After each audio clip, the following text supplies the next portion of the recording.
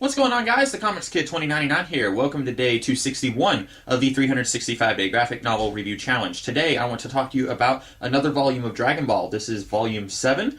This collects tales 73 through 84, I believe, of the original Dragon Ball manga that was published in Shonen Jump by Akira Toriyama.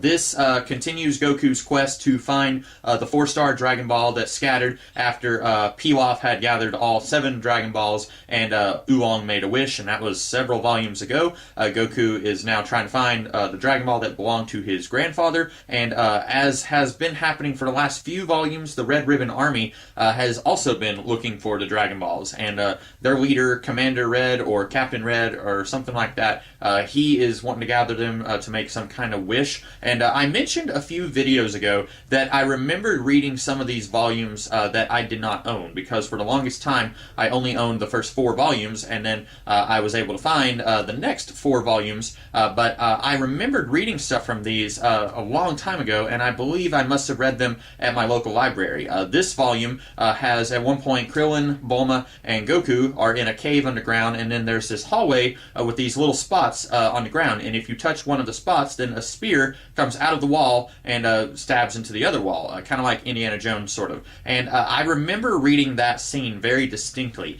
so I have definitely read this volume a long time ago, but there's also stuff here that I do not remember reading. The last half of this book is a crossover with Dr. Slump, which was the previous manga that Akira Toriyama had worked on, and it's okay. I have no experience with Dr. Slump. I've never read any of those stories. I might someday, because I'm really enjoying these early Dragon Ball volumes, so I might like another adventure comic that's kind of along the same tone as these Dragon Ball volumes, but I've never read Dr. Slump, so right now, when I'm reading about Goku looking for the Dragon Balls, I don't really care about the characters in Dr. Slump, just out of nowhere showing up in this volume. If you have read Dr. Slump, if you've read all 18 volumes of that, and then you're reading these Dragon Ball books chronologically, you might get really excited seeing all of these characters. But for me, I have no experience with those characters, so that didn't really do anything for me. That's not to say that I will never have any interest reading Dr. Slump. Like I said, someday I would probably like to read that series because I've been enjoying this stuff by Toriyama. But that is a thing that you risk doing whenever you have a crossover of any kind, and I've kind of grown desensitized to it in American comics. I don't like crossovers usually. If I'm reading, let's say, Green Arrow,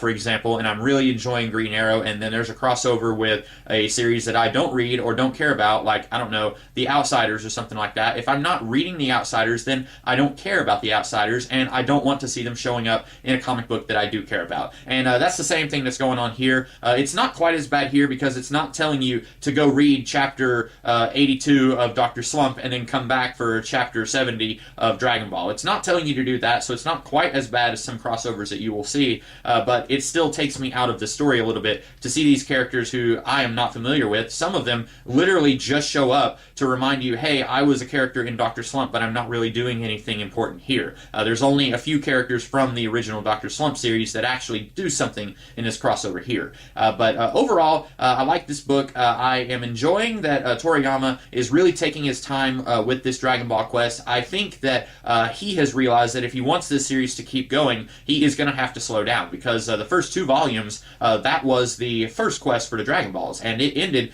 very soon compared to how long it's taking Goku to find them all this time.